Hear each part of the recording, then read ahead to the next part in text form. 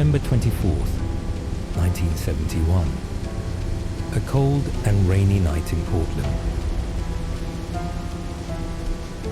An elegant man in his mid-40s, wearing a dark suit, a black overcoat and sunglasses that completely hide his eyes, approaches the Northwest Orient ticket counter. He paid $20 in cash to buy a one-way ticket to Seattle.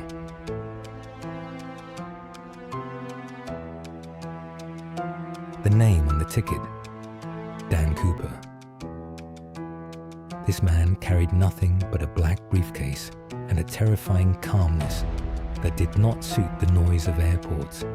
No one knew that this flight, Flight 305, would not be just an ordinary plane ride, but would become the stage for the greatest mystery in aviation history and a crime that remains unsolved to this day.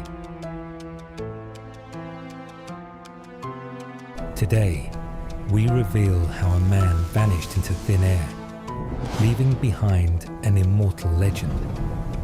The plane took off with 36 passengers.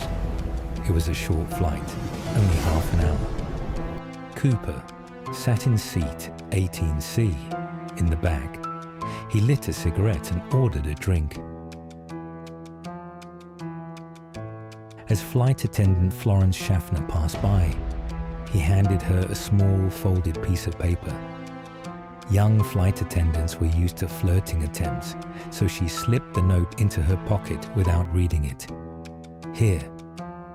Cooper leaned toward her, and in a low, calm, and very polite voice, he said, "Miss, you better look at that note. I have a bomb." Florence opened the note written in elegant handwriting. She was instructed to sit next to him. When she did, he slowly opened his black briefcase. 8 red cylinders, complex wiring, and a cylindrical battery. He wasn't joking. His demands were suspiciously precise. $200,000 in cash, all in $20 bills, 4 parachutes, and a fuel truck ready as soon as they landed in Seattle. Why 4 parachutes? The FBI believed he would take hostages with him for the jump, which forced them to provide real, working parachutes and not tamper with them. It was a genius move on his part.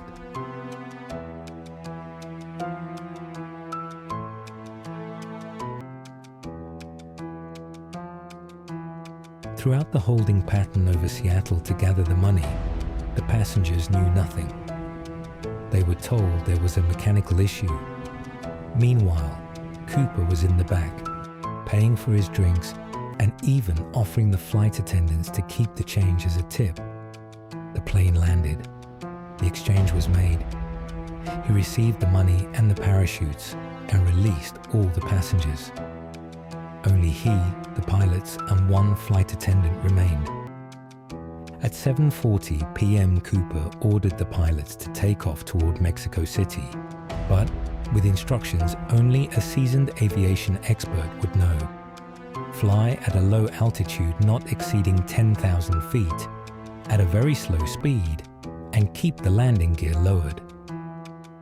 Why did he specifically choose a Boeing 727? Because it was the only commercial aircraft that had an aft air stair and door that could be opened during flight. He knew the plane as if he had built it himself. He was now alone in the dark passenger cabin. Outside, it was a freezing winter night, a thunderstorm, and rain completely obscuring visibility. At exactly 8:13 p.m., the plane's instruments recorded a sudden change in air pressure.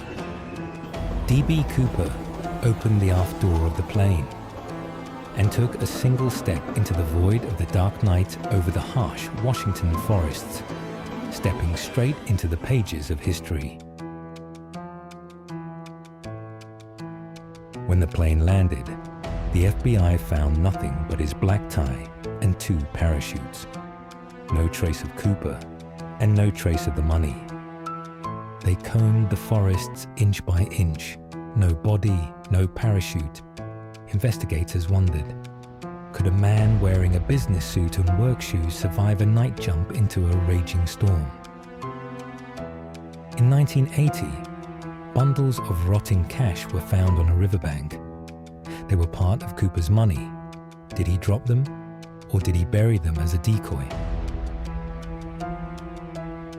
In 2016, the FBI officially closed the case file, leaving him as the only hijacker who ever got away with it. Did the forest swallow him that night? Or did he execute the greatest landing and is now sitting somewhere reading the newspapers talking about his disappearance? The mystery remains open.